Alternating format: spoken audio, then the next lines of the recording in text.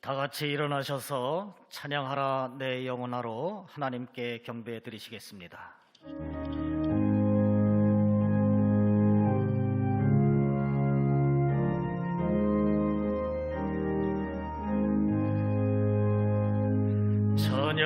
찬양하라 내 영혼아, 찬양하라 내 영혼아, 내 속에 있는 것들아 다 찬양하라.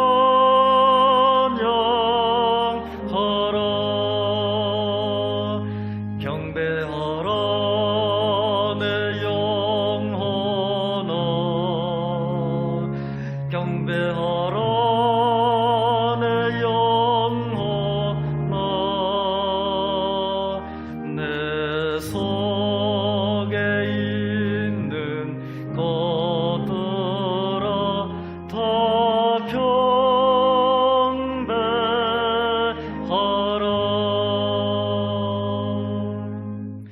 다 같이 오르간 반주에 맞추어서 묵상 기도 드리시겠습니다.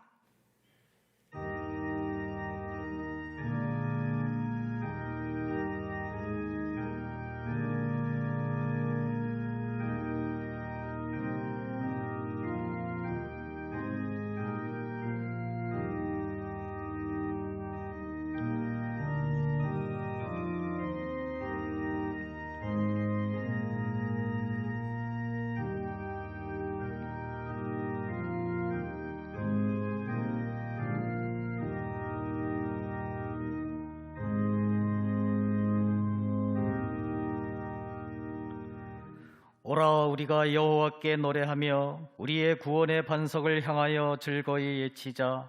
우리가 감사함으로 그 앞에 나아가며 시를 지어 즐거이 그를 노래하자. 여호와는 크신 하나님이시요 모든 신들보다 크신 왕이시기 때문이로다. 땅의 깊은 곳이 그의 손 안에 있으며 산들이 높은 곳도 그의 것이로다. 바다도 그의 것이라 그가 만드셨고 육지도 그의 손이 지으셨도다. 오라 우리가 굽혀 경배하며 우리를 지으신 여호와 앞에 무릎을 꿇자. 그는 우리의 하나님이시요 우리는 그가 기르시는 백성이며 그의 손이 돌보시는 양이기 때문이라. 아멘. 다 같이 찬송가 542장 부르시겠습니다.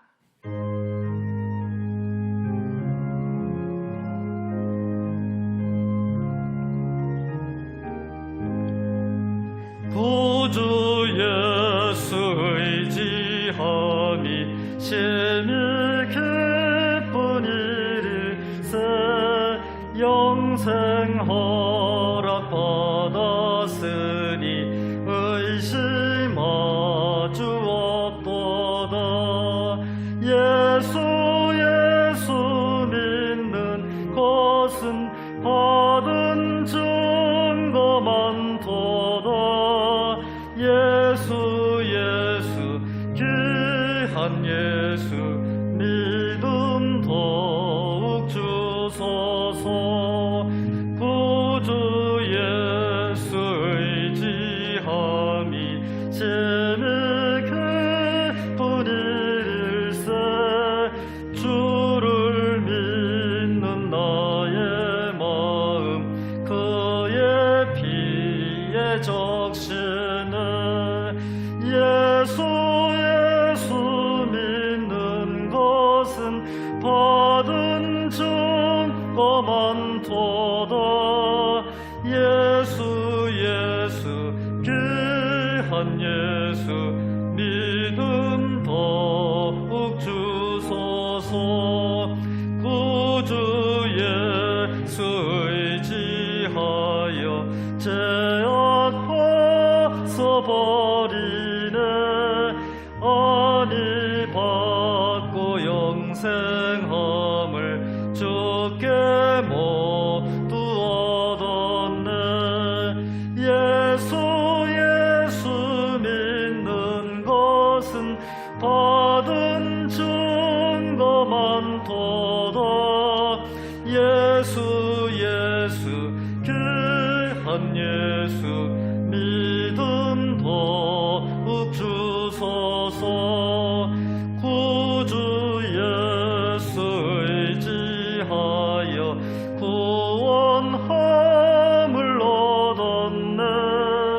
영원 무궁지나도록 주여 함께 하소서. 예수 믿는 것은 받은 증거 많도다. 예수 귀한 예수 믿음 더욱 주소서.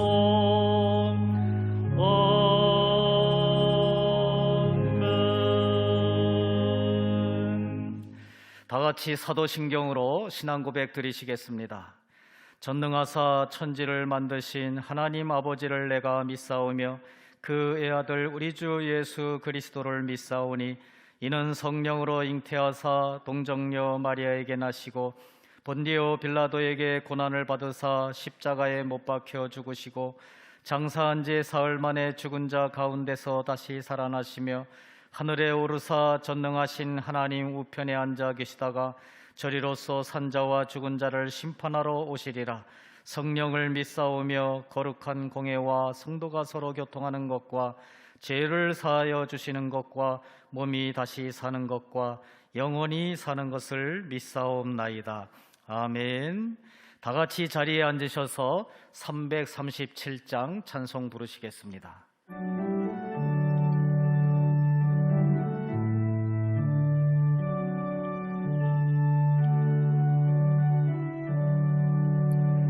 내 모든 시험 무거운 짐을 주 예수 앞에 아뢰이면 근심에 쌓인 날 돌아보사 내 근심 모두 맡으시네.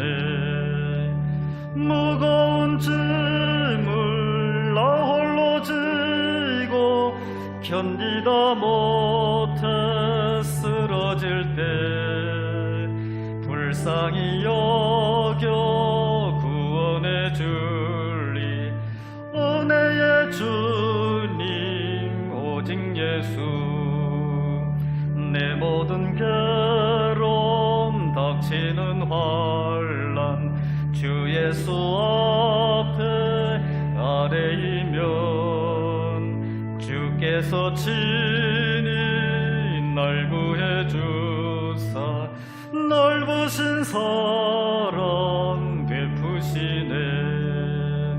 무거운 짐을 나 홀로 지고 견디다 못해 쓰러질 때 불쌍히 여겨 구원해 줄리 은혜의 주님 오직 예수.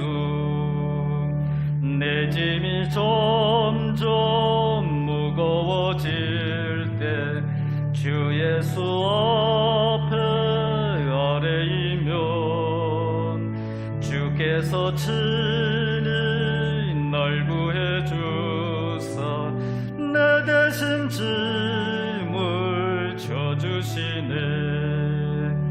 무거운 짐을 나 홀로 지고 견디다 못해 쓰러질 때 불쌍히 여겨 구원해 줄리 은혜의 주님 오직 예수. 마음의 시험 무서운 죄를 주 예수 앞에 아뢰이면 예수는 나의 능력이 되사 세상을 이길 힘 주시네. 무거운 짐을 나 홀로 지고 견디다 못해 쓰러질 때 불쌍히 여겨 구원해 줄리 은혜의 주님 오직 예수. 고경 이병만 장로님께서 대표 기도해 주시겠습니다.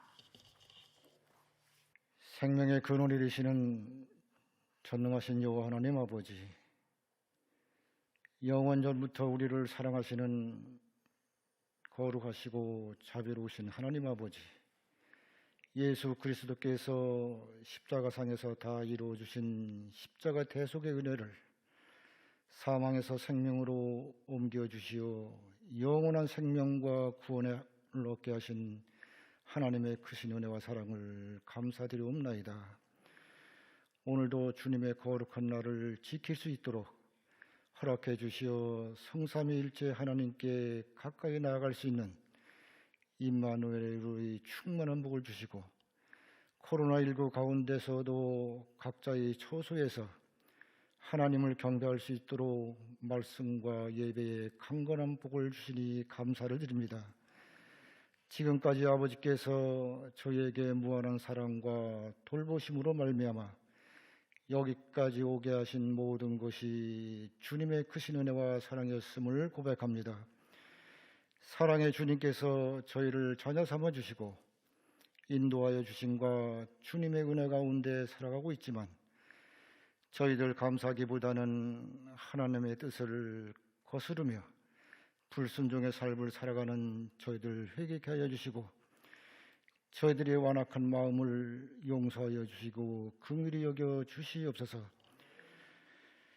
심령이 상한 자를 가까이 하시는 전능하신 하나님 아버지, 저희들을 다시 일어서게 하시고 오직 죽은 자를 살리시는 전능하신 하나님 아버지께서 저희들이 곤고한 세상 살아갈 때에 오로지 하나님만을 신뢰하며 의지하게 하시고, 우리가 매일매일 하나님께 간구하며 살아가신 하나님께 모든 것을 맡기고 묻고 나가는 저희들의 성숙한 선행이 될 수 있도록 하나님 함께하여 주시옵소서.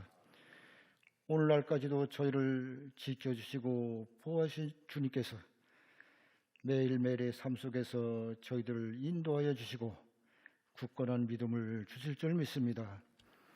언제나 우리와 함께 동행하시는 주님, 이 험난한 세상 가운데서 오늘도 말씀과 예배를 통하여 우리의 심령에 성령으로 풍성히 말씀과 은혜의 단비를 내려주시니 감사드리옵나이다. 하나님 아버지께서 우리에게 말씀으로 하나님의 전신갑주를 입혀주시어 우리의 심령을 강건케 하여 주시고, 우리의 삶 속에서 말씀으로 붙들어 주시며 건져 주시어 이 모든 세상에서 어려움들을 능히 극복하며 이기며 나아갈 수 있도록 주님께서 인도하여 주시옵소서. 우리를 고쳐주시고 치료하시는 하나님 아버지, 참으로 나약한 가운데 있지만은 마음은 원이지만 정신적 육체적 공범으로 말미암아 예배의 초소에 올라오지 못한 주님의 사랑하는 자녀들, 주님 강건함 주신가 힘 주시고 주님의 음성을 들을 수 있는 귀를 열어주시며, 성령님 임재한 가운데 아픔과 상처난 곳 어루만져 주시사 치유와 회복에 고침받는 역사가 있게 하여 주시옵소서. 하나님 아버지 감사합니다. 주님의 크신 은혜 가운데 말씀과 기도의 은혜로 구원을 보내게 하시고, 복 있는 자의 앙망하는 자의 삶을 주시고 나라와 민족, 교회의 가정을 보호하여 주시며, 주님의 은혜와 사랑 가운데 구원의 모든 사역이 풍성한 은혜 가운데 진행되게 해 주심을 감사드립니다. 역사를 주관하시고 다스리시는 하나님 아버지, 이 나라와 민족을 지켜주시고 하나님께서 세우신 우리의 조국이 오직 정의가 물같이 흐르는 나라, 진실이 거짓을 이기는 나라, 선이 악을 이기는 나라, 공의가 마르지 않는 강처럼 하나님 보시기에 강성하고 튼튼한 나라 되게 하여 주시옵소서.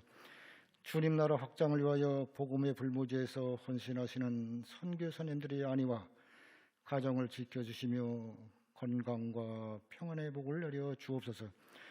오늘도 전심전력 말씀을 준비하시고 생명의 말씀 대언하실 때 하늘의 권세와 능력으로 도와여 주시고, 생명의 말씀이 우리의 신앙여정 가운데 능력으로 나타나게 하여 주시옵소서. 주님 앞에 말씀을 사모하는 자녀들 말씀으로 힘을 얻게 하시고 견고한 믿음으로 승리케 하여 주시옵소서. 마음과 힘을 다하여 은혜의 찬양을 올려드리는, 또한 반주로 하나님께 영광을 올려드리는 우리 권사님, 집사님의 찬양을 홀로 영광받아 주시옵소서. 모든 것 감사드리옵고 우리의 구원자 되시는 예수님의 이름으로 기도하옵나이다.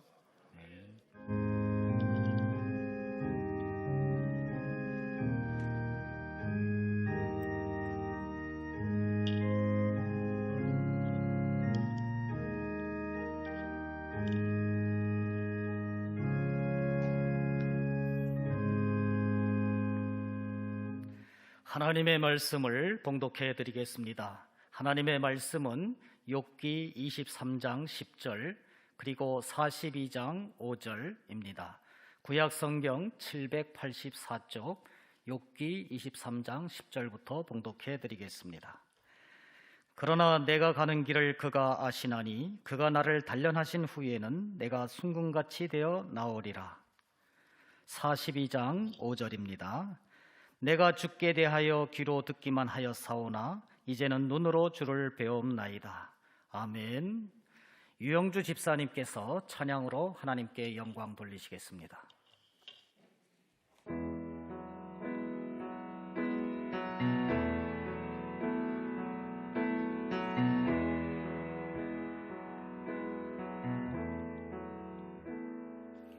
내 영혼이 은총 입어 중한 죄짐 벗고 보니 슬픔만이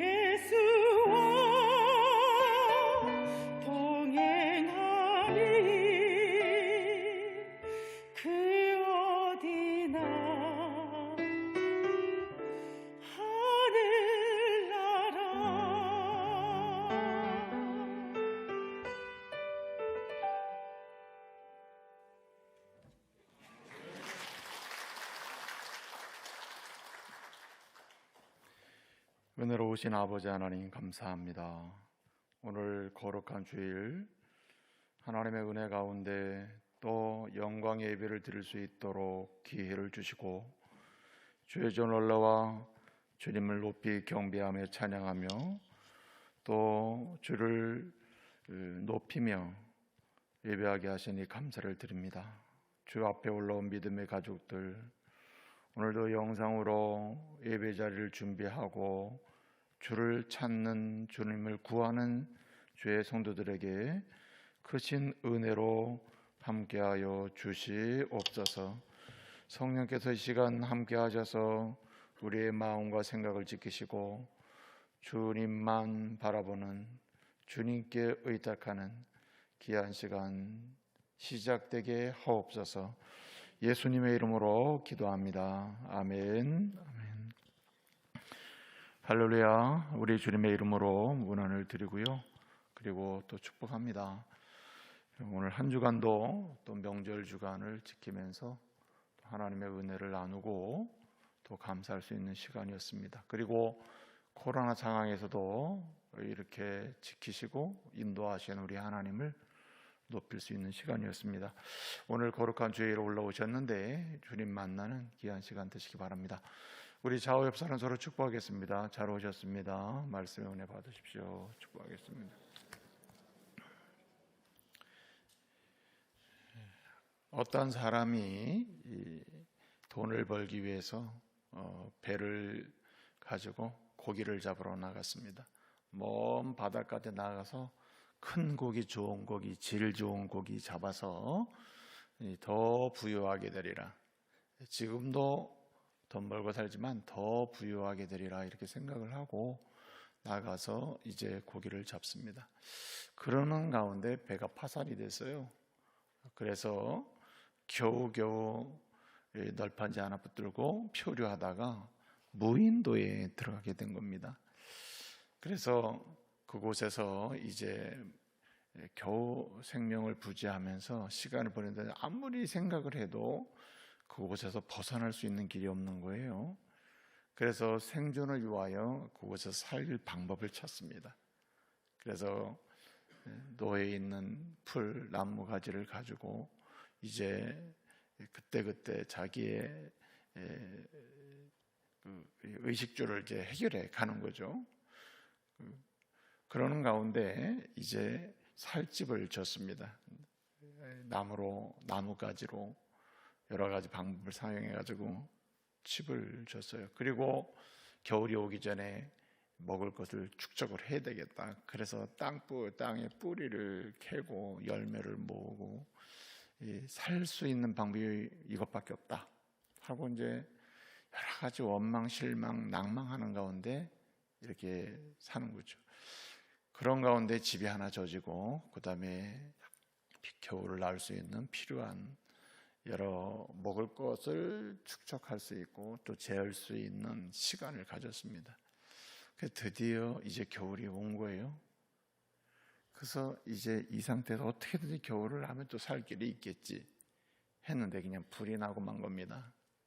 아무것도 없는 것에서 겨우겨우 불을 유지하면서 무인도에서 말이죠. 속량이 없잖아요. 그러니까 겨우겨우 불씨를 살려가지고 보관을 하면서 했는데 그 불 때문에 이제 불이 난 거죠. 이 사람이 낭망했습니다. 살다 이런 고난까지 당하는구나. 내가 배가 파손된 것도 내 인생에서는 경험할 수 없는 고난이었는데 겨우겨우 목숨을 부지하고 살아났다니 또 겨우겨우 무인도에서 생명을 유지할 수 있는 그런 준비를 해놨더니 이것까지 다 날렸구나. 이제는 내 인생 끝이다. 그리고 그냥 죽고 싶은 거예요. 아유, 이젠 죽었구나. 죽어야지 하고는 마음을 먹고 있는데 그러다 그냥 말하자면 기진맥진 탈진해가지고 그냥 잠이 든 겁니다. 죽으려고 하다가. 근데 꿈속인지 생시인지 갑자기 뭐 웅성웅성거리고 막 사람들 소리가 나고 이게 뭐 환상인지 눈을 떠보니까 사람들이 막 둘러서서 있고 괜찮냐고 묻고 이게 무슨 소린가. 그래서 막 꼬집어도 보고 했는데 진짜 사람들인 거예요. 그 배에 사람들이 그 무인도에 올라온 거예요. 그래서 어떻게 여기 이렇게 알고 왔냐고, 내가 어떻게 이렇게 낭망한 줄 어떻게 알았냐, 이게 어떻게 나를 찾았냐 하니까 뭐라고 얘기했습니까? 아니, 우리는 그냥 뭐 계획하고 온 건 아니고, 이렇게 지나가다 보니까 무인도 섬에서 갑자기 연기가 나가지고 막 불이 타고 말이에요. 그래서 너무 신기해가지고 이상하다 해가지고 올라왔더니 당신이 여기 혼자 집을 짓고 이렇게 살고 있다. 그때 이제 이 사람이 무릎을 치면서 깨달은 거예요. 야, 아주 극한 최고의 고난이 나를 뭐예요? 살리는구나, 이 사실을 알게 됐다는 거죠. 여러분, 인생을 살다 보면 살기 위해서 모으는 거 많습니다. 물질을 모으죠. 심지어는 여러분, 뭐 때문에 산다고 합니까? 자식 때문에 산다 그러죠. 자식 키우면서. 자녀 때문에 산다. 자식 키우며 살죠. 자식 때문에 살만 난다. 인생 막 그냥 못 살겠다 하다가도 자식 때문에 산다고 하는 사람 많잖아요. 그리고 때로는 여러 가지 명예 때문에 사는 맛이 나고, 그 다음에 인간관계, 친구관계 때문에 사는 맛이 나고, 네, 그렇죠? 여러 이야기를 한단 말이죠. 심지어는 자신이 가지고 있는 독특한 가치관, 내 인생에 이런 가치가 있는데, 이런 인생관이 있는데 이것을 실현하는 그 감격 때문에 산다는 사람도 있습니다. 근데 여러분, 물질 때문에 더 영적인 삶을 살게 되는 경우도 있지만 그렇지 않는 경우가 더 많아요. 자식 때문에 더 믿음 생활 잘한다는 사람도 있지만 그렇지 않은 경우도 많아요. 여러분, 친구 때문에 또는 관계 때문에, 명예 때문에 더 믿음 생활 한다고, 가치 있는 삶 산다고 생각하는 사람 있지만 그렇지 않은 경우도 많습니다. 또 어떤 경우는 내가 다른 사람보다 성경적 지식이 많고 신앙적 그런 종교적 경험이 많기 때문에 그것 때문에 내가 의미 있게 영적 삶을 산다고 생각하는 사람도 있는데 그것 때문에 안 될 때도 있습니다. 그래서 여러분, 하나님께서는 하나님의 사람을 하나님의 사람답게 하나님의 은혜의 부여함을 누리면서 진정한 하나님 나라를 소망하며 지향하며 살아가도록, 사는 동안에도 은혜로만 살고, 그리고 하나님 나라 은혜로 그 하나님 나라를 소망하며 살아가도록 하기 위하여 결정적인 순간순간마다 뭘 주실까요? 고난을 주십니다. 그래서 시편 기자는 이야기하고 있는 것입니다. 고난이 내게 유익이라. 고난당하는 것이 내게 유익이라. 여러분, 때를 따라 이렇게 결정적으로 이렇게 시험도 주시고 고난도 주십니다.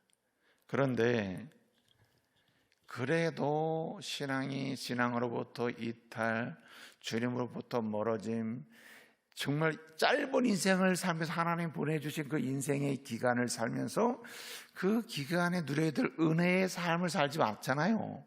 그러면 진짜 엉뚱한 방향에서 다른 시험도 오는 것입니다.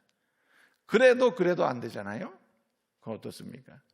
모든 거 태워버리는 거예요. 물질 태워버려요.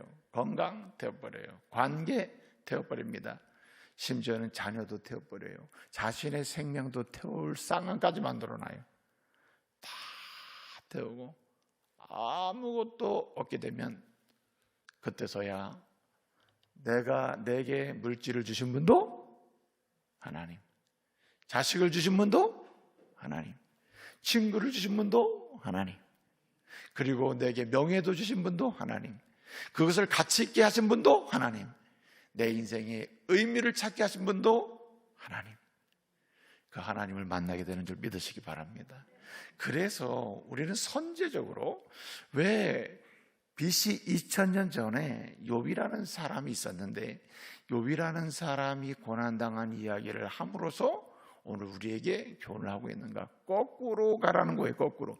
욥처럼 고난당할 때 이렇게 해라는 얘기가 아니라, 고난당하는 인생이 설령 인생이 고난당하는 인생이고 고난당할 수밖에 없는 인생이라 하더라도 그 앞서서 우리는 그 고난의 끝에서 이제는 주님만 보며 살겠습니다 할 사람이 아니고, 고난이 있기 전에, 아니 고난을 당할 준비를 하면서 지금부터 주님만 바라보며 살겠습니다.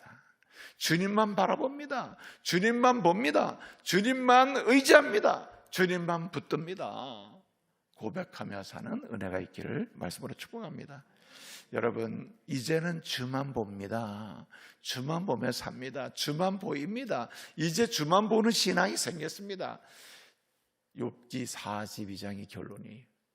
여러분, 왜 1장부터 42장의 말씀을 오늘 우리에게 주시고 우리로 하여금 이 말씀을 통해서 고난은 내게 유익이라는 말씀을 깨닫게 하실까요? 여러분도 1장부터 차근차근 밟아가라는 얘기입니까? 잘 생각하세요. 42장부터 거꾸로 갈 수 있는 은혜가 있기를 말씀으로 축복합니다. 1장부터 차근차근 가서 고난 실컷 당하고 이제야 주님이 보입니다 이러는 사람이 아니고, 이제 주님만 보겠습니다. 이제는 주님만 붙듭니다. 이제는 주님이 소감입니다. 이제는 주님께 모든 걸 겁니다. 주님이 내 인생의 모든 것입니다. 경험하며 사시는, 그래서 어떤 고난이 와도 고난을 즐길 수 있는 저와 여러분 되시기를 말씀으로 축복합니다. 여러분 보세요. 여러분, 욥이라는 이름은요, 욥은 핍박받는 자, 고난받는 자, 고통당하는 자, 고생하는 자, 뭐 이런 뜻이에요. 욥이라는 말 자체가 핍박받는 자, 고난당하는 자, 고통의 사람이, 슬픔의 사람, 아픔의 사람, 뭐 이런 뜻입니다. 그러니까 욥은 이 시대를 살아가는 고난받는 모든 사람의 대명사입니다. 상징이에요. 욥이라는 사람은 이미 온 세대, 이미 오고 있는 세대에 존재하는 모든 고난받는 자의 대표자, 상징, 표상, 이런 사람이에요. 그러므로 여러분, 오늘 이미 고난받고 고난을 받았던 욥을 보면서 우리는 선제적으로 그의 최종적인 신앙의 선물을 나의 선물로 삼고, 그리고 오고 오는 수많은 고난들을 오히려 거꾸로 이겨낼 수 있고 극복할 수 있고 하나님께 영광을 돌리면서 은혜의 유익을 충만하게 누릴 수 있는 저와 여러분 되시기를 소원합니다. 여러분 보세요. 이 욥이라고 하는 사람이 1장 1절을 보게 되면요, 욥은 굉장히 순전하고 정직하고 한마디로 당대 의인입니다. 이런 사람에게 시험이 오고 고난이 왔다는 말입니다. 어떤 고난이 왔습니까? 재물 날렸습니다. 자녀 갔습니다. 그리고 뭡니까? 그리고 건강까지 잃었습니다. 사실 건강만큼 중요한 게 없습니다. 아무리 물질이 중요해도, 물질을 아무리 쌓아도 건강을 잃고 나면 그때서야 깨닫잖아요. 물질이 무슨 소용이냐, 그렇죠? 그런데 그러기 전까지는 어떻습니까? 돈 벌어야지, 돈 벌어야지 하고 사는 거 아닙니까? 돈만 벌 수 있다면 이거 아닙니까?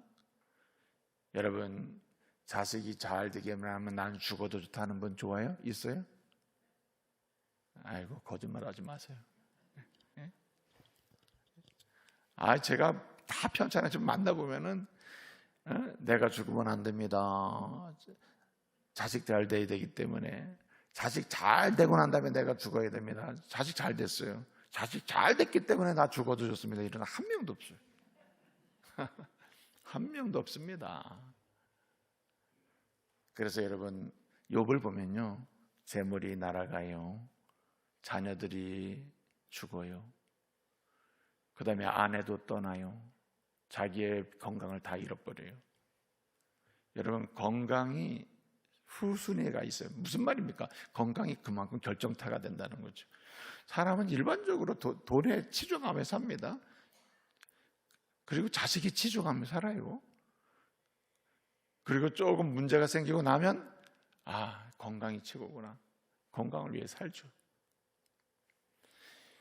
여러분, 고난이 오면 함께 할 사람이 필요합니다. 그렇죠? 함께 할 사람이 필요하단 말이에요. 제일 함께 할 사람이 누굽니까? 아내죠. 남편이죠. 근데 여러분 꼭 기억하세요. 끝까지 함께 할 아내와 남편이 있을까요? 있다고 믿어야죠. 네? 있다고 믿어야죠. 그러나 믿지는 마세요. 그 마음을 믿지를 마시라고요. 고난이 오면 끝까지 마음 오직 당신밖에 없어. 당신밖에 없어. 당신밖에 없어. 내 마음 순간이라도 이런저런 생각 난 절대 안 해. 그리고 내 안에는 절대 순간이라도 다른 생각 안 할 사람이야. 아이고, 믿지 마세요. 여러분, 그것을 보여줍니다. 아내도 떠납니다. 아내도 떠났다니까요. 얼마나 사이좋은 부부였습니까? 얼마나 친밀한 부부였습니까? 그게 인간상이에요. 건강도 이렇습니다. 친구들은 어떻습니까? 그래도 친구는 남겠지? 아닙니다. 친구들이 찾아왔습니다. 3장 이후에 보게 되면 친구들이 아주 친한 친구들이 찾아와서 뭐라고 얘기합니까? 엘리베스라는 친구, 빌닷이라고 하는 친구, 소발이라는 친구, 오랜, 이 말씀을 배경을 보면 오랜 시간 갑자기 생긴 친구가 아니라 어쩌면 자랄 때부터 오랜 시간 함께한 친구, 그러면서 함께 사랑을 나눴던 친구, 그리고 도움을 받고 도움을 주던 친구, 뭐 이런 친구라 이 말이죠. 함께 믿음 생활하는 친구, 이런 친구라 이 말이죠. 근데 여러분 어떻게 얘기합니까? 4장 7절 8절 보면 엘리바스로부터 시작하는 이야기, 기가 막힌 이야기가 나오잖아요. 잘 생각해봐라. 내가 이렇게 된 거 말이야, 문제가 있기 때문이 아니겠느냐. 한번 잘 생각해봐. 생각날 거야. 죄진 거 생각날 거야. 네가 겉으로는 굉장히 의인인 척하고 우리 앞에는 굉장히 순전한 척 했는데 그 척한 거잖아. 솔직하게 얘기하라고 막 몰아붙이잖아요. 그게 26장까지 계속돼요. 3장부터 26장까지 막 몰아붙여요. 엘리바스가 끝나면 빌닷이 얘기하고, 빌닷이 끝나면 소발이라는 친구가 얘기하고, 네? 막 몰아붙여. 또 엘리우라고 하는 노인은 와가지고 경건을 무기로 하여, 참 다 맞는 얘기하죠. 여러분 그럴 때 있죠. 고난당하고 힘들 때 맞는 얘기지만 이루가 안 될 때 있죠. 그런 경우 없어요? 전 있어요. 힘들 때, 어려울 때, 아플 때 친구들 찾아오고 날 사랑하는 사람들 찾아와서 얘기하는데 다 맞는 얘기라. 맞는 얘기. 근데 위로가 안 되네요. 위로가 안 돼. 고난을 풀 수 있는 길이 아니라 이 말이죠.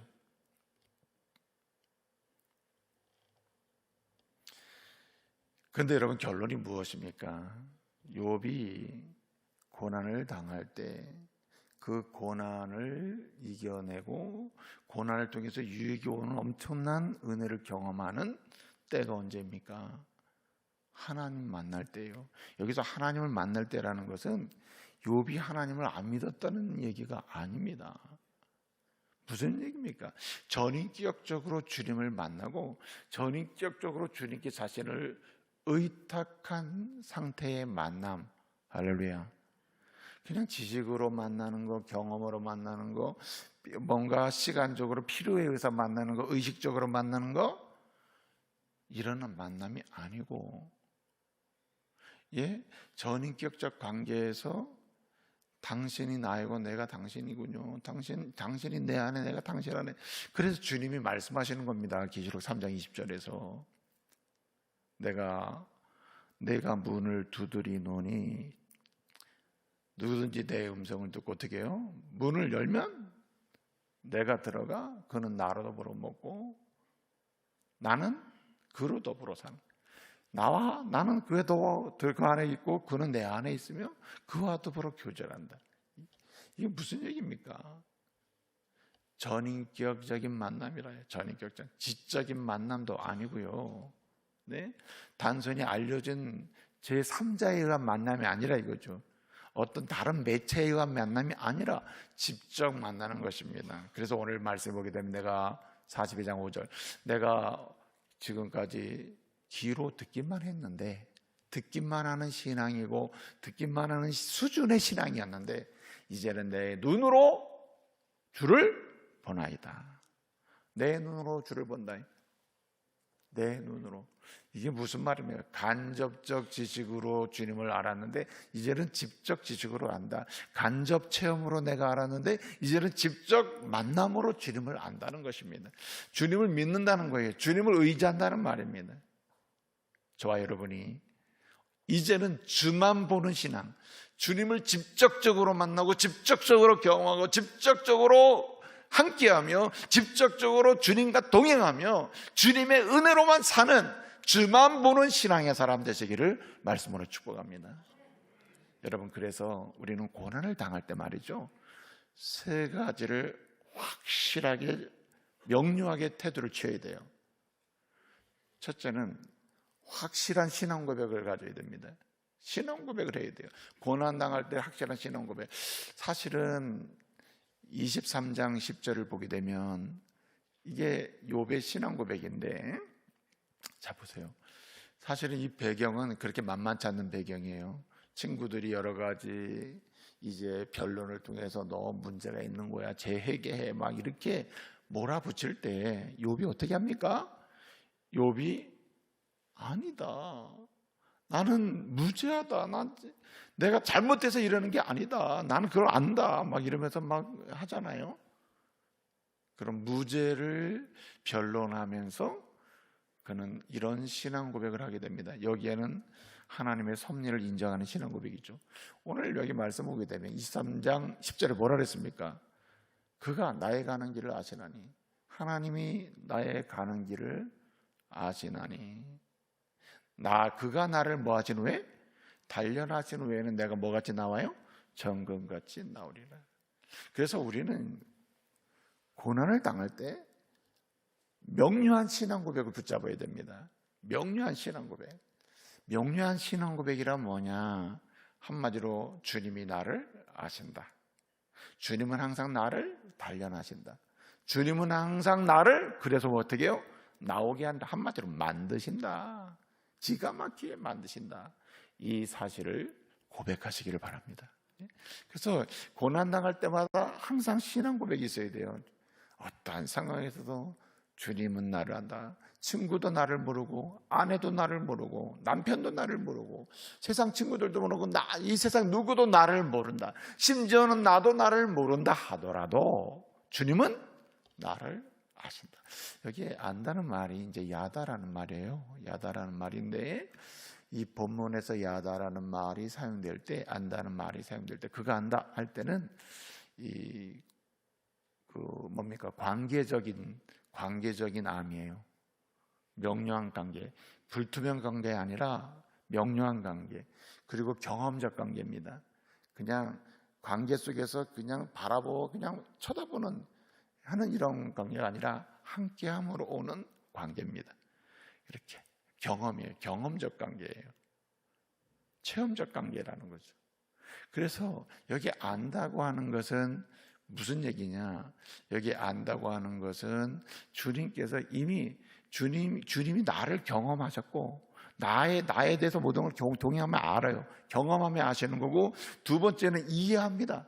경험을 하시기 때문에 나를 완전히 이해해요. 내 부족함도 이해, 그죠? 넉넉함도 이해, 모자람도 이해, 나라는 존재를 이해하셔요. 그리고 어떻게 하시느냐? 나에게 맞는 뭐라 하십니까? 나에게 맞는 그러한 교훈을 하시는 것입니다. 주님이 나를 아신다. 그러니까 주님이 나를 알기 때문에 결국은 나에게 마지막으로 메시지를 준다는 거예요. 갈 길, 살 길, 알 길을 말씀으로 교훈한다. 그런 분임을 나는 믿는다는 것입니다. 그래서 여러분, 고난당할 때 여러분 신앙 고백을 확실하게 해야 됩니다.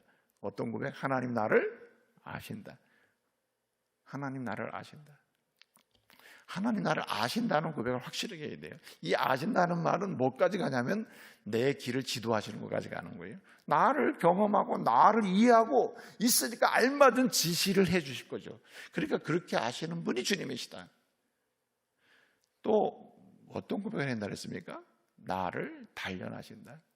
단련이라는 것은 여기 여기 단련한다는 말을 단련한다는 말은 바한이라고 하는 말인데 히브리어로 이 바한이라고 하는 말은 이런 뜻입니다. 시험하는 거예요. 제가 언젠가도 말씀드렸습니다만 시험은 정상적인 시험은 어떻습니까?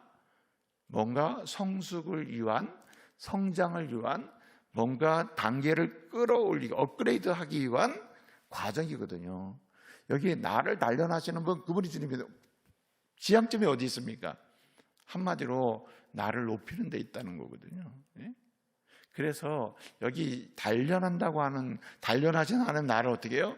시험하십니다. 시험. 그리고 어떻게 하십니까?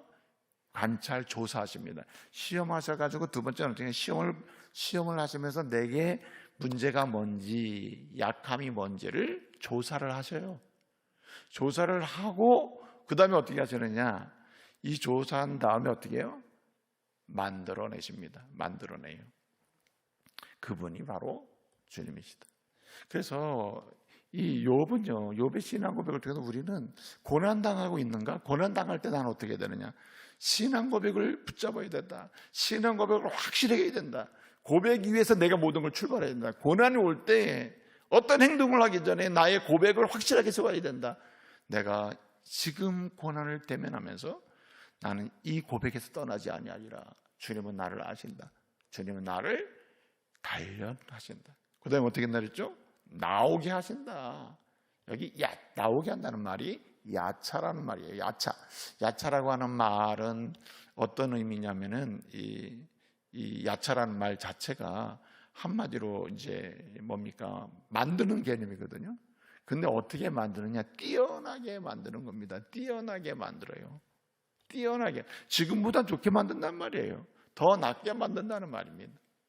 근데 그 정도가 섞여서 나쁜 게 섞여가지고 낫게 만드는 게 아니라 점점 성숙하게, 뛰어나게, 순결하게 만든다. 그분이 바로 주님이시다. 그래서 고난은 나를 아시는 하나님께서 나를 단련시켜서 나를 결국 주님이 원하시는 대로 만들어 놓으시기 위한 하나의 과정이다. 할렐루야. 이 사실을 믿으시기 바랍니다. 그래서 여러분, 이 믿음의 고백을 하고 우리는 그 다음에 어떻게 되느냐? 고난을 당할 때 우리는 욥의 실수를 하지 말아야 됩니다. 여러분, 고난 당할 때 어떻게 되느냐? 내 신앙을 돌아봐야 되는 것이에요. 그래서 주님을 고백하면서 그 고백 위에서 내 신앙을 돌아보는 것입니다. 내가 믿노라 하면서 욥의 아내처럼 무신론적인 그러한 허무주의, 무신론적인 신앙에 빠져 있지는 않았는지 돌아봐야 돼요. 여러분, 내가 믿노라 교회를 다니고 주님을 고백하면서도 그 신앙의 내용을 보면은 지극히 불신자, 하나님이 없는 것처럼 사는 사람이 많아요. 실제로 무신론적인 태도를 취할 때가 많다 이 말이죠. 네? 누가 그랬습니까?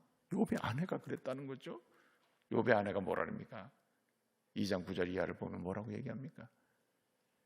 하나님을 욕하고 차라리 죽어라. 예? 아니, 하나님 앞에서 나름대로 잘 살았는데 왜 우리한테 이런 고난을 이렇게 얘기하잖아요. 하나님을 욕하고 죽으라. 그리고 집을 나가버렸어요. 가출해버렸어요. 무신론의 표상입니다. 오늘날도 하나님의 교회 안에 들어와 있는 성도들 중에 무신론적인 신앙의 착각 속에 사는 사람이 많아요. 그래서 어떡합니까? 결정적인 기회만 되면, 순간이 오면 그보다는 다양한 고난이 밀려오면 어떻습니까? 그냥 주님을 부정해버리는 거예요. 그래서 고난이 올 때 내 신앙을 점검하라. 어떻게 합니까? 혹시나 내가 불신앙적, 하나님을 정말 신뢰하지 않는 자리에 있지는 않는지, 욥의 아내처럼 이러고 있지는 않는지, 무신론적인 그러한 신앙 생활을 하고 있지는 않는지, 이런 사람은 고난이 오면 바로 허무주의에 빠집니다. 아무것도 아니다. 교회 다녀봐야 아무것도 없어. 다녀봐야 소용이 없어. 아유, 못 들어다녀. 그냥 다녀봤는데 별거 없더라. 무신론적 허무주의에 빠지는 거예요.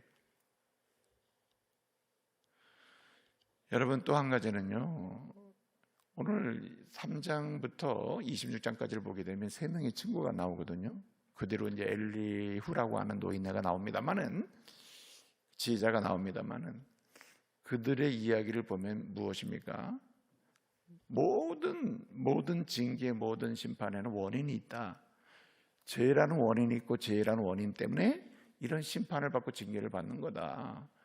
그런 인과응보의 원리에 의해서 신앙생활하는 사람이 있어요. 무슨 얘기냐? 원인과 결과로 모든 신앙생활을 따지는 거죠. 내가 이렇게 예배하면 하나님 복 주시고, 내가 헌금을 하면 물질의 값조를 주실 것이고, 내가 교회에 나오면 주님이 신경 써 주실 것이다. 또 반대로 내가 이렇게 했기 때문에 이런 결과가 온다. 하여튼 원인과 결과로 모든 걸 따져가는 거죠. 이게 굉장히 무서운 겁니다. 물론 명료한 게 있죠. 명료한 게 있습니다. 명료한 게 있어요. 잘못하면 하나님이 야단치는 게 있어요. 모든 문제마다 죄와 심판으로 따지는 신앙이 있다 이거죠. 그래서 이런 신앙이 인과응보의 그 원리에 따른 신앙인데, 이런 신앙은 나는 의인이고 너는 죄인이야 라는 도식으로 갑니다. 그래서 내가 굉장히 잘난 체라는 거죠. 그래서 지금까지 내가 이런 식의 신앙에 머물러 있지는 않았는지, 나에 대해서는 관대한데 다른 사람에 대해서는 굉장히 정죄하고 있지는 않았는지, 비난하고 있지는 않았는지 따져봐야 된다는 거예요. 여러분, 소발, 빌닷, 엘리바스라는 사람이 바로 그런 겁니다. 이렇기 때문에 이런 결과가 온다는 거예요. 여러분, 고난당해서 힘들어하고 있는 욥에게 어떻게 합니까? 이런 심각한 친구들이 3명이 와가지고 7일 치야를 울었다 그랬거든요. 7일 주야로 와가지고 보니까 자기 친구 욥이 너무 형편없거든요. 너무너무 아픈 거예요. 그래서 7일 동안 아무 말도 안 하고요, 함께 울어줬다니까요. 그 친구 진짜 좋은 친구죠. 거기까지 했어야 되는데, 거기까지만 가야 되는데 7일 동안 주야로 울면서 가슴 아파하고 그 옆에서 아무 말을 안 해. 얼마나 그 좋은 친구입니까? 같이 있어주는 게 사실 동행이거든요. 그런데 세상에는 그럴 만한 사람이 없어요. 그냥 같이 있어줄 사람이 없다니까요. 꼭 그런 다음에는 얘기를 합니다. 뭐라고 얘기하면 7일 주야를 그렇게 입고 난 다음에 드디어 입을 연 거예요. 욥이 내가 너무 힘들다, 너무 아프다, 나 왜 그런지 몰라. 그러니까 그때부터 얘기를 하는 거죠. 엘리바스부터 시작해서 빌닷으로 소발로 연결이 됩니다. 잘 생각해봐. 내가 너와 함께 슬퍼서 함께 7일 동안 있었지만 사실은 7일 동안 생각한 게 뭡니까? 아파하면서 말은 안 하면 생각한 게 뭐예요? 분명히 얘 잘못한 게 있을 거야, 얘 잘못한 게 있을 거야, 얘 심각한 문제가 있을 거야, 이렇게 지적하는 거 아닙니까? 여러분, 여기에서 우리가 라고 했다면 얼마나 좋았을까요? 우리가 아무것도 모른다, 우리가 아무것도 몰라, 이런 일이 어떻게 전개되는지 몰라, 왜 이런 일이 생겼나 몰라, 그러나 우리 주님만 바라보자. 할렐루야. 이렇게 나갔으면 얼마나 좋겠어요. 그런데 욥의 친구들이 안 그랬다니까요. 이것을 뭐라고 그랬냐면요, 모랄리스틱 리얼리즘이라 그래요. 이것을 도덕적 신앙이라 그래요. 도덕적 신앙, 윤리적 도덕적 신앙이. 그래서 믿음 좋은 게 뭐냐? 윤리적으로 잘 사는 사람 최고의 믿음, 도덕적으로 괜찮은 사람 최고의 믿음.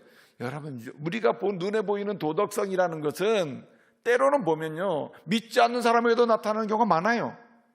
그런데 그것이 신앙의 전부로 생각합니다. 그래서 그 관점에서 그 안경을 끼고 사람을 쳐다보는 거예요. 그래서 모랄리스틱 그런 리얼리즘 또는 모랄 페이스에 빠져 있는 사람들은요, 도덕적 신앙에 빠져 있는 사람들은 이상하게도 자기는 못 봅니다. 욥의 친구들처럼. 우리가 왜 지금 건강하냐? 우리가 왜 너처럼 병들지 않았느냐? 우리의 아내가 왜 너처럼 떠나가지 않았느냐? 우리의 자녀들은 왜 너의 자녀들처럼 7남매가 죽지 않았느냐? 욥의 너의 아들, 딸, 아들 4명, 딸 3인데 7남매가 다 죽었잖아. 그럼 우리 아들들은 안 죽었잖아. 그런 거 아닙니까? 우리 집 재물은 그대로 있잖아. 우리 아내 안 떠났어. 내 아내는 그렇게 믿음 줬더니 떠났잖아. 다 내가 뭐예요? 심은 게 있으니까 거둔 거야. 심은 게 있으니까. 여러분, 욥의 친구들이 이런 신앙을 가지고 있었다는 거예요. 여러분, 우리는 이런 신앙을 벗어나야 돼요. 이 신앙에 갇혀 있으면 오직 주만 보리라. 주님이 내 인생의 소망이라. 주님이 나의 모든 것을 아신다. 주님이 내 인생의 모든 것을 주관하시고 내 인생에 살고 죽는 것이 주의 손에 있으며 결국은 유익하고 아름답게 정금같이 나오게 하신다 하는 믿음의 은혜를 맛보지 못해요.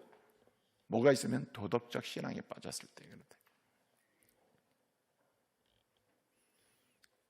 그런데 또 한 가지 살펴봐야 된다. 무신론적 신앙에 빠져 있지는 않는지, 도덕적 신앙에 빠져 있지는 않는지, 진짜 살펴봐야 될 마지막 제가 드리고 싶은 말씀이 뭐냐면요, 유신론적 니힐리즘이라 해요. 뭐라 이걸 뭘까요? 니스틱 니힐리즘 이렇게 부를 수 있겠죠. 유신론적 디즘이라고, 이 유신론이라는, 하나님은 한 분이시다, 신은 한 분이시다, 하나님만 한 분이시다, 이런 믿음이 있는 거거든요. 그래서 성경적 지식도 많이 알고, 종교적 경륜, 신앙의 경륜도 많이 같이 막 활동하다 보면 막 쌓여요. 그리고 막 배우다 보면 막 들어요. 오래 하다 보면 그냥 말하지 않아도 척척이에요. 교회 생활 이렇게 하는 거야. 다 압니다. 그래서 자기 힘이 있어요. 나는 오직 믿음으로 살아. 나는 누가 뭐래도 나는 내 의지는 강해. 이러고 살거든요. 많은 부분 힘들어 하면서도 되게 힘들어요. 그러면서 뭐 어떻게 표현합니까? 난 믿음으로. 나는 내 의지는 변함이 없어. 표현은 하는데 당신의 그 영혼은 눈물 흘리고 있다고요. 이 유신론적인 니힐리즘이라 해요. 무슨 얘기입니까? 여기에는 두 가지가 문제가 있는데, 도덕적 윤리적으로 범죄한 것도 아닙니다. 언어적으로 막 그냥 상스러운 말로 한 것도 아니에요. 남들 보기에 도덕적으로 뭔가 타락한 것도 아닙니다. 남들 보기에 흠잡힐 만한 약점이나 흠이 있는 것도 아니에요. 남들이 볼 때 전혀 문제가 없어요. 그러나 하나님 오실 때 당신의 교만이 하늘을 찌를 때가 있다. 그 얘기입니다. 나 무죄해요. 지금 욥이 계속 투쟁을 하거든요. 나는 무죄합니다. 이 무죄함을 주님이 이제 좀 친구들에게, 사람들에게 좀 알려줘야 되는 거 아닙니까? 왜 나만 이렇게 고난을 당하고 있습니까? 이렇게 막 그냥 변론을 한단 말이죠. 27절부터 37장까지 보면 27장에 37절 이 욥의 변론이 나오거든요. 나 이제는 좀 뭔가 하셔야 되는 거 아닙니까? 하나님이 막 이렇게 막 하는데, 여기는 뭡니까? 자기의, 자기 업적, 예? 자기가 지금까지 해온 잘못한 거 없어요. 객관적으로 보면은 뭐 잘한 것뿐이거든요. 교회에서 충성 봉사, 네, 헌금 생활, 뭐 굉장히 못한 게 없어요. 다 잘해요. 다 잘해. 오랜 시간 교회도 책임을 졌어요. 네, 오랜 동안 목사로서 19년 동안 말해요. 설교를 하고 강단을 내가 지켰다니까. 네, 이런 식으로 해서 자기의 업적, 여기에 굉장히 관심도 많아요. 이런 사람도 뭐가 안 보여요?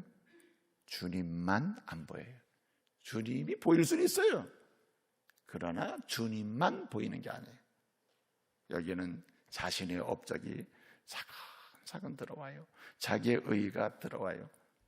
남들이 뭐 칭찬하죠. 저분만 참 믿음 좋은 사람이야. 괜찮은 사람이야. 저분은 뭐 교회에서 모범이지. 어느 날부터 자신에게 들어와 있어요. 그렇지, 내가 그래도 뭐 좀 괜찮지. 그래도 내가 좀 그래도 뭐 헌신 좀 했지. 그래, 내가 좀 뭐 못한 건 없지 않아? 이런 마음이 자리를 스물스물 들어와 가지고 언제부턴가 하나님이 밀려 있습니다. 하나님이 중심에서부터 안 보이고, 저 보이긴 보이는데 주변에서부터 하나님 보이시고, 중심에는 자기의 자기의 업적, 남들이 볼 때 도 윤리적으로 흠이 없는 이러한 것의 자신감, 이런 게 들어 있습니다. 여러분, 하나님께서 38장부터 42장까지 하나님께서 말씀하시는 거거든요. 그 말씀하심의 초점은 누가 내 앞에서 지혜롭다 하고, 누가 내 앞에서 의롭다 하고, 누가 내 앞에서 무죄하다 하며, 누가 내 앞에서 창조주 하나님이 내 앞에서, 그리고 이 창조하신 세계를 이끌어 가지고 경륜하시고 이끌어 가지고 섭리해 가시면서 우주 만물을 운행하시는 하나님 내 앞에서 누가 괜찮다고 말하느냐. 이거 누구에 대한 책망이죠? 욥에 대한 책망이에요. 욥의 친구에 관한 책망이 아니라니까요. 욥을 책망하시는 것입니다. 아니, 도덕적 윤리적으로 잘못한 거 없잖아요. 그런데 여러분, 주님은 당신의 중심을 보십니다. 여러분, 사무엘상 15장에 있는 말씀이 딱 맞아요. 6절 이하에 하나님은 외모를 보지 않아요. 드러난 것을 보지 않아요. 물론 보시죠. 그러나 하나님이 진짜 보고 평가하시는 그 기준의 포인트는 그 중심인 줄로 믿으시기 바랍니다. 그건 뭡니까? 중심이 뭘 얘기하는 거예요? 하나님만 보는 것입니다. 하나님만. 이 사실을, 주님의 말씀을 듣고서야, 주님을 만나고서야, 전인격적으로 주님을 만나요. 욥이. 그러면서 뭐라고 얘기합니까? 오늘 5절에 고백하는 거예요. 뭘 고백하니까, 내가 지금까지 귀로만 들었습니다.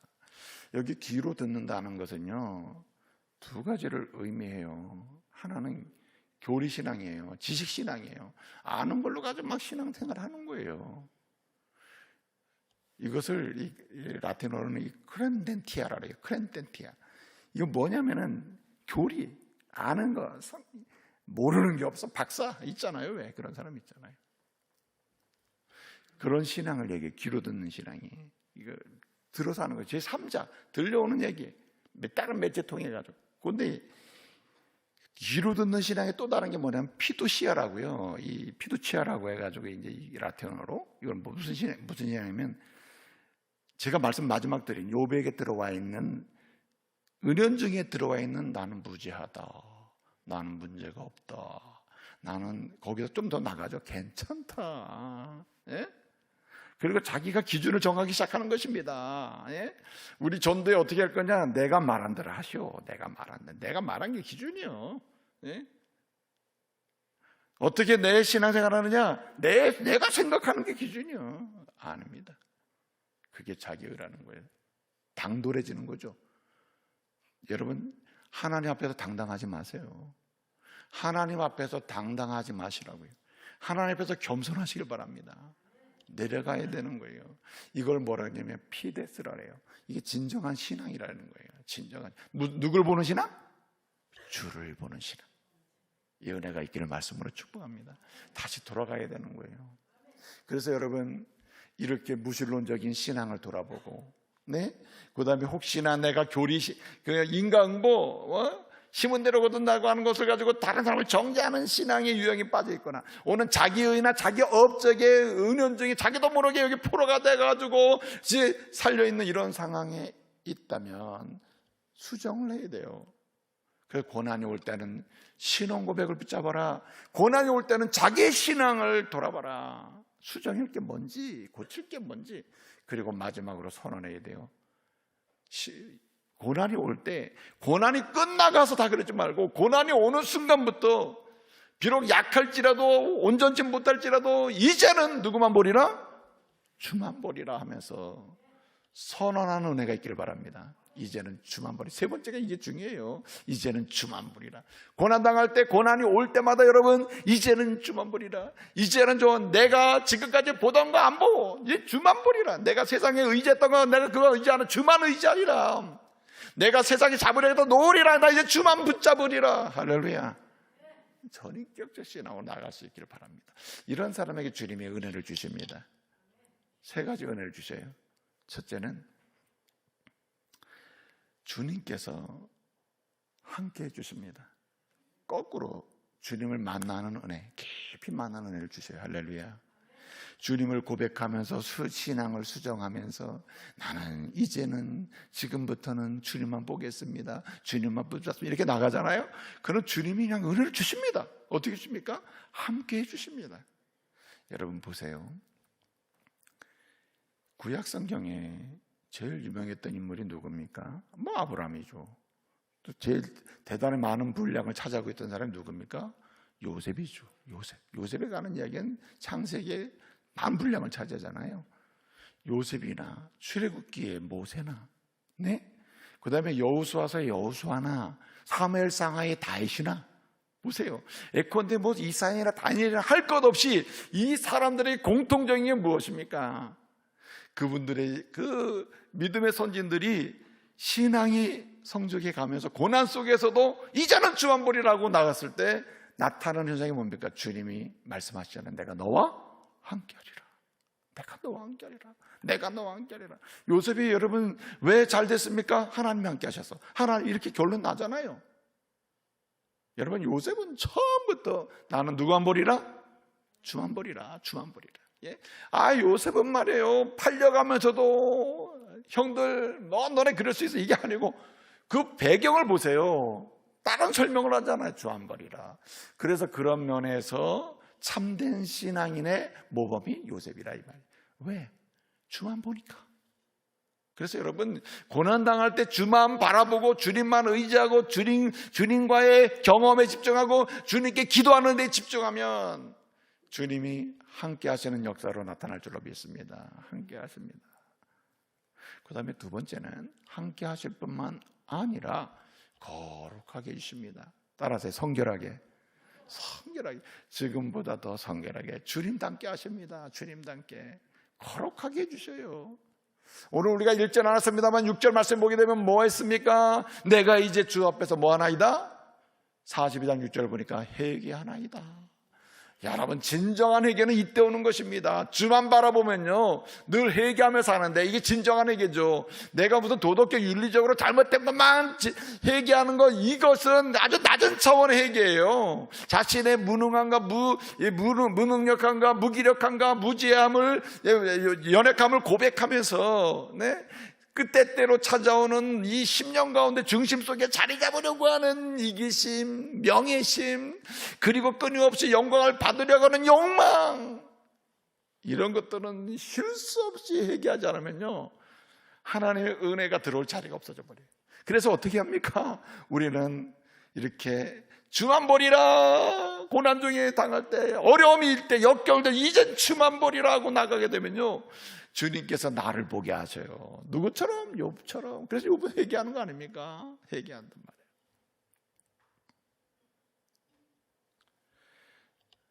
성결하고 거룩하게 하시죠. 온전하게 해주시고 아름답게 해주신다. 여러분 아름답고 싶죠? 무슨 화장품 바르고 싶어요? 여러분 주님이 거룩하게 하시는 그 화장품을 쫙 바르면 끝나버려요. 여러분 회개가 그런데 오면 주만 바라볼 때 온다. 마지막 세 번째는요 중요한 게 뭐냐면 어떤 복이 많은가. 여러분 지금보다 더 거룩한 은혜를 누리게 될 줄로 믿습니다. 은혜의 부여물. 오늘 말씀 보게 되면 7절 이하의 얘기는 갑절의 복을 받았다 이런 얘기입니다. 예컨대 여러분 뭐 다시 사남 삼녀의 7남매의 자녀를 주셨을 뿐만 아니라 모든 재물의 갑절, 그리고 140년을 더 살았다 그랬습니다. 140년. 그러니 여러분 이 욥이 받은 축복이라는 것은 뭐냐면 단순히 물질의 복이 아니에요. 이 배나 값 받았다는 말의 초점은 뭐냐면 하나님의 은혜에 깊이 들어갔다는 말이에요. 사실 물질의 갑절이 됐다는 것은 이건 상징적인 표시 중에 하나예요. 실제로 물질의 갑절의 복을 받았지만 이게 말하고자 하는 것은요 여기 자체 방점을 찍는 게 아니고 순표예요. 뭡니까? 진짜 영적인 부여함이라 하나님의 그 심령이 주시는 위로, 자유함, 평안함, 이런 은혜를 주실 줄로 믿습니다. 이제 말씀을 마치겠습니다. 여러분 인생은요 욥입니다. 욥. 고난이 항상 동반돼요. 고난 없는 인생은 없습니다. 그럴 때 여러분 어떻게 해야 합니까? 즉시로 신앙을 고백하며 신앙을 다시 돌아보며 나는 이제 주만 보리라 선포할 수 있는 은혜가 있기를 바랍니다. 그리고 약속하신 세 가지 은혜를 누리시는 저와 여러분 되시기를 말씀으로 축복합니다. 기도하겠습니다. 은혜로우신 아버지 하나님 감사 찬송 영광 돌려드립니다. 주님께서 주의 백성들을 그리스도로 말미암아 하나님의 자녀 삼아주시고 때를 떠나 영광의 길을 걸어갈 때마다 고난을 통하여 하나님 앞에서 더욱더 주님만 바라볼 수 있도록 은혜를 주시는 줄 믿고 감사를 드립니다. 다양한 크고 작은 고난 중에 있는 주의 종들을 기억해 주시고 고난 앞에서 신앙을 고백하고 신앙을 돌아보며 특별히 주만 보리라, 주만 의지하리라, 주만 바라보리라, 주만 붙들리라 고백하며 선포하는 가운데 고난을 이기며 통과하다가 약속하신 함께 하심의 복, 또 뿐만 아니라 거룩하고 성결케 하시는 복, 더 풍성한 은혜의 자리로 나가는 복을 누리게 하여 주시옵소서. 예수님의 이름으로 기도합니다. 아멘. 다 같이 633장 부르시면서 하나님께 봉헌하시겠습니다.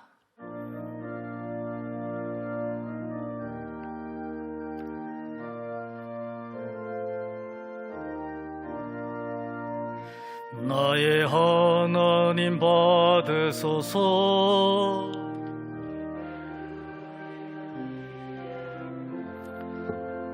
소리 높여 감사로 주께 드리네. 아멘.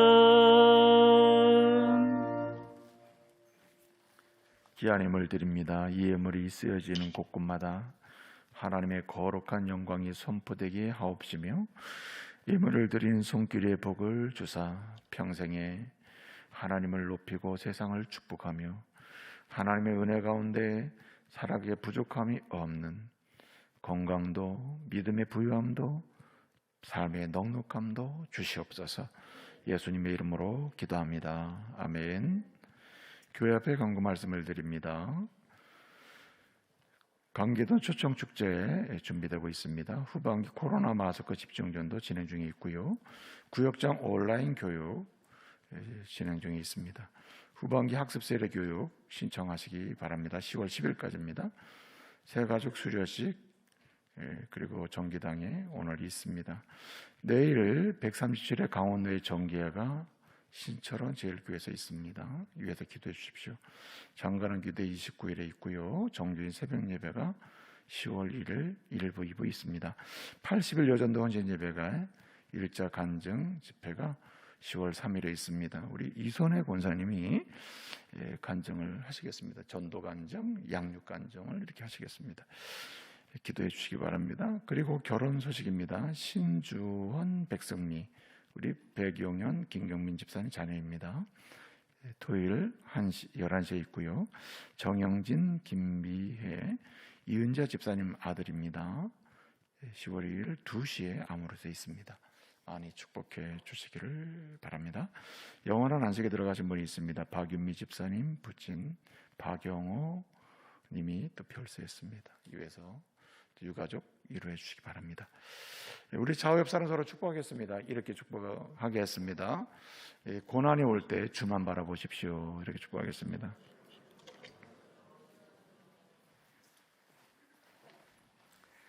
다 같이 일어나셔서 620장 결단 찬양 부르시겠습니다.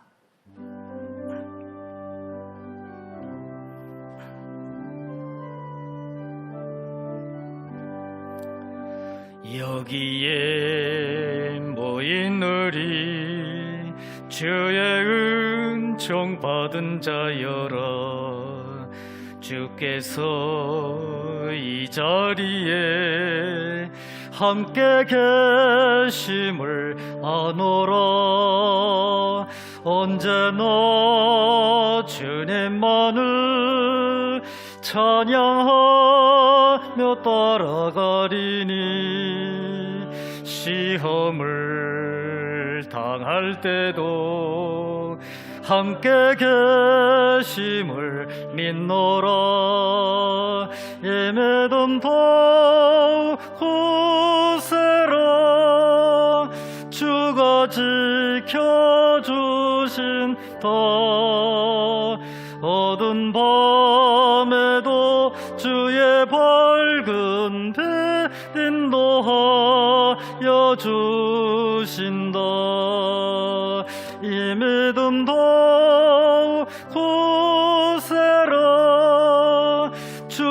지켜주신다. 어두운 밤에도 주의 밝은 빛 인도하여 주신다.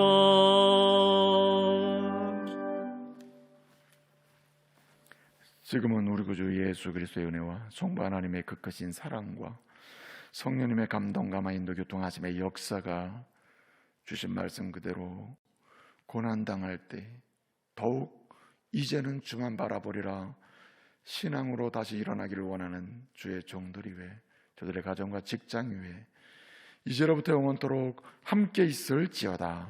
아멘.